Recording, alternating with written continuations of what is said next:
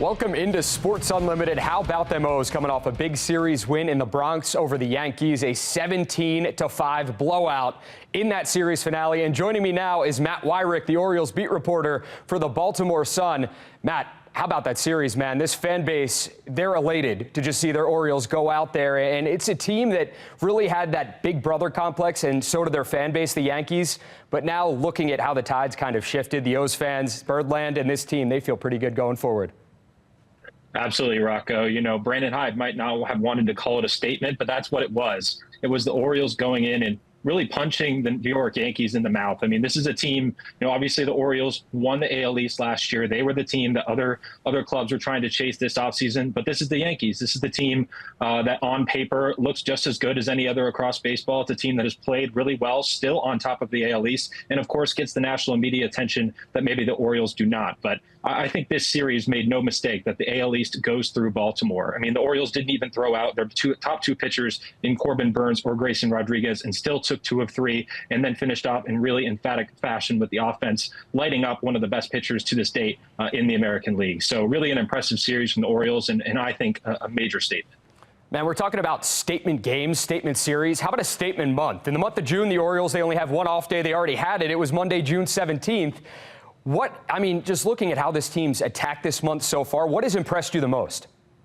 I think it's really just the gauntlet. They've gone through so many tough opponents, playing Atlanta, playing Philadelphia, playing New York, still playing a bunch of American League East teams in Toronto and Tampa who may not be at the top of the standings, but make no mistake, division games are tough. And they've come through it with a winning record. They've come through it really reinforcing their point atop the standings. They had a bit of a lull in early May offensively, but they have really put that behind them and shown that they can still swing the bats as well as they did at the start of the year. So it's been all impressive all around. The way they've handled the pitching staff, albeit with injuries, of course, but still, even when there have been injuries, being able to pick up some of those guys and get tremendous outings from guys like Albert Suarez and Cole Irvin and Cade Povich, guys who maybe you weren't expecting to contribute as much as they have early in the season, but right now are really important parts of this team.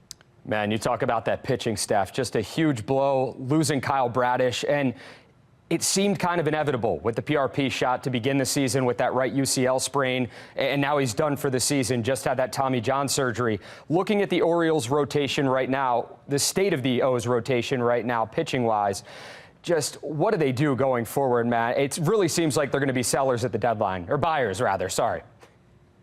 Definitely think they'll be buyers and certainly be aggressive ones, given the state of their pitching staff. Obviously, they've gotten, like we said, really good starts from guys at the bottom of the rotation, but I don't know if that's something that they can count on for the rest of the season, and certainly perhaps in the playoffs when every start carries so much magnitude. So I'd expect the Orioles to survey the trade market, maybe not make a trade right away, don't act impulsively, that destroys all of your leverage, as Mike Elias surely knows, but at the same time, when they do get to the trade line, being aggressive for some of the guys at the top of the market, guys like Garrett Crochet, guys like Jesus Luzardo, guys like perhaps Blake Snell if he's to be available, big names, guys who will certainly cost a significant prospect return, but the Orioles, their farm system, they are built to make that kind of trade. They have the resources to make that kind of trade, and I fully expect them to be surveying the market for all options when it comes time.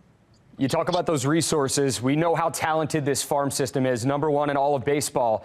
Do you see them moving some of their top prospects? Do you see them taking a guy from the big league level and using him as leverage? What do you truly see Mike Elias doing with this team ahead of that trade deadline right now?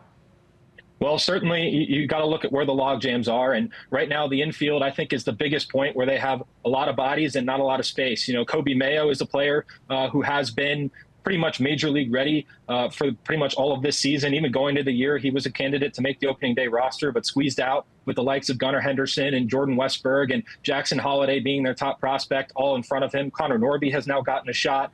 So Mayo, I think, is somebody who could be on the block. Certainly Connor Norby as well, considering if they like Mayo's upside and want to move Westberg to second base. Options there. Heston Kjerstad has been absolutely lighting it up. 15 home runs down in the minor league level in AAA this year.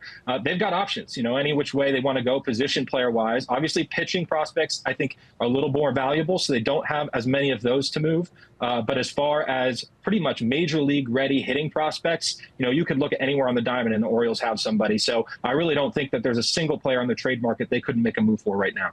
And Matt, before I let you go, watching that win over the Yankees, one fans loved. One of the things that really caught my eye, I think it was after the Austin Hayes home run. There were few smiles in that dugout. It looked like a strictly business approach, almost like a job's not finished mentality. You've covered this team all season long. You've been in the clubhouse. Is that the vibe you get from them and just how they're approaching this season? Absolutely. This is a young team, but it's a workmanship clubhouse. A lot of guys come from blue collar backgrounds, country boys who come in and aren't satisfied until the work is done. So, it doesn't surprise me. They like to have fun. They got the hydration station. They know how to celebrate big moments, but they also know how to lock in when it counts. And this Yankees series, you could tell it meant a lot to these guys. It was a very tense series, a lot of blows back and forth. So wasn't surprised to see that kind of attitude come out of this team. And, they could have gotten distracted, as my colleague Jacob Calvin-Meyer noted on BaltimoreSun.com. They could have bought into some of the frenzy, some of the media stuff going on, but instead they locked in, they took 2 of 3, and now they're a half game back to the Yankees in the AL East. Matt, really appreciate your time. Thank you so much for joining us. Where can people find you and your work? Absolutely. You can read all my stuff over at BaltimoreSun.com and check me out on Twitter at @MattWeyrich.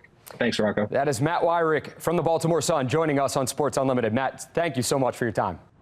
I'm Kai Jackson. Thank you for watching. Here's another video to watch. Also, please take a moment to subscribe to our channel.